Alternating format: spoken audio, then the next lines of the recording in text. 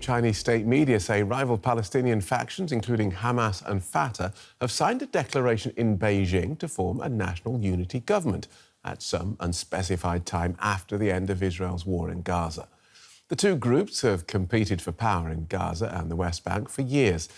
This Beijing Declaration is aimed at strengthening Palestinian unity and involves more than a dozen Palestinian factions. Hamas is considered a terrorist group by the US, EU and other states, but not by China. Israel moved swiftly to reject the agreement, declaring that Hamas's rule will be crushed. It's a pact that could end years of infighting between rival Palestinian factions.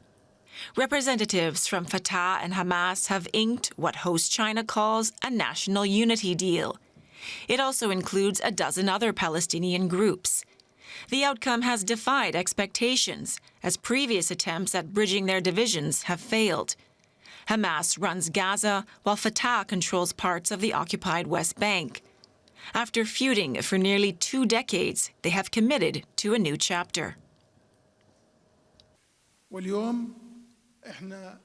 Today we sign an agreement for national unity, and we believe that this is the path to completing our journey.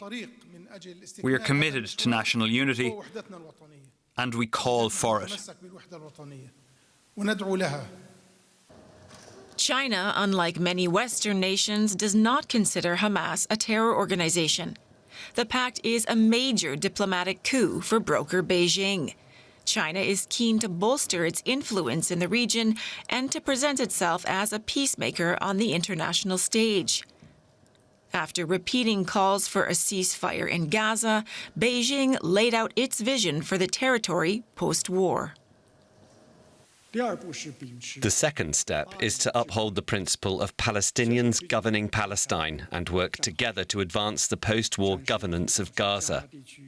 The war has left Gaza devastated, and an early start to post-war reconstruction has become an urgent issue in the next stage. But Israel has vowed to eliminate Hamas for carrying out the October 7 terror attacks and firmly rejects their involvement in governing Gaza. The future of the Strip is a major sticking point as Israel and Hamas weigh an internationally backed ceasefire proposal. John B. Alterman is with the Middle East programme of the Centre for Strategic and International Studies. Welcome to DW. What do you make of this deal? Thank you very much. I think it's an interesting step. I'm not sure how much it's actually going to mean. There's a lot that will need to come between seeming to have a unified Palestinian position and Palestinians acting together.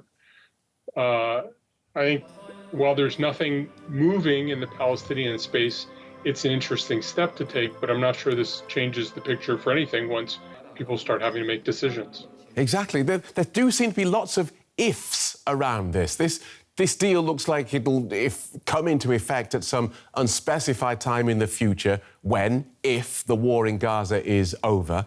And it's such a big if, it makes you wonder if the deal is really just an opportunity for China to play at peacemaking. Well, I think China wants to demonstrate that it has diplomatic chops, that it can talk to all kinds of people, it can bring together people who ordinarily can't find ways to talk together. That's certainly what China was doing when it facilitated a Saudi-Iranian deal about 15 months ago. But the reason this is so hard is because the stakes become very high. You're talking about a lot of power, a lot of money, and people perceive it as a zero-sum game. Either you're on the PLO side or on the Hamas side. And ultimately, for a lot of people there, those are two incompatible organizations. Either one's going to win or the other. The Chinese like to talk about win-win solutions, but it's easier to have win-win solutions when you're only talking about talking, and it's harder to have win-win solutions when people say, you know, somebody really could lose here, and they don't just lose now, they lose billions of dollars for decades into the future. Neither one is willing to do that. And Israel, of course, has said that this deal is nonsense and will move to crush Hamas. And what does it tell us that what you might call interested party like Israel didn't learn about this deal until after it was done? Well, I'm sure they knew it was. I mean, I knew it was moving forward. I did some interviews as they were talking about going. What it actually is going to mean, I'm not really sure. It's partly what it means in the Palestinian environment, where neither side really has a lot of legitimacy because each side has failed in any number of ways. But on the Israeli side, if you can't get Israelis to acknowledge it, then what tools do you actually have to effectuate it? I think what is sort of missing from this whole thing is a theory of the case of how all the parties are going to be brought together, and whether that's about stopping violence in Gaza or leading toward some sort of reconstruction in Gaza or thinking about what the political future in Gaza is. I think ultimately you're going to need a lot of stakeholders. And the Palestinian side can say, in theory, we've decided to come together.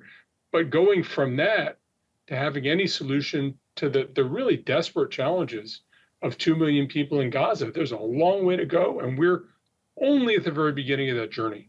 OK, so China gets to play peacemaker in the Middle East. Fine. Talk to us more about how China's relations with Israel, which, of course, is going to be relevant to this. Has China, for instance, picked a side in the Israel-Hamas conflict? Well, traditionally, China was very much on the Palestinian side. In the last decade, maybe two, China has gotten a little closer to Israel. They have certainly tried to engage with Israelis on issues of technology, surveillance to some degree, some weapons systems, although the United States was very careful to ensure that American weapons technology didn't migrate through Israel to China. And there's been some Chinese investment in Israel. But since October 7th, we've seen an increasing distance between China and Israel. And China has really decided to double down on the idea that we are the leaders of the global South. The global South includes the Palestinian national movement, and Israel is part of an oppressive, hegemonic effort to deprive the Palestinians of what they rightly deserve. There's been a lot of daylight between Israel and China in the last 9 months. I don't think that's going to go away quickly, but of course, Israel does have things that China wants. And Israel also thinks it's important as you go through the world. China is a great power, and it's good to have good relations with great powers. Israel was very serious about not just having good relations with the United States, but inculcating good relations with both China and Russia. I think Israel is going to be open to better relations with China, and I would expect that when the dust settles, China will be open to improving relations with Israel in the years to come. Thanks for talking us through that. John B. Alterman from the Centre for Strategic and International Studies. Thank you very much.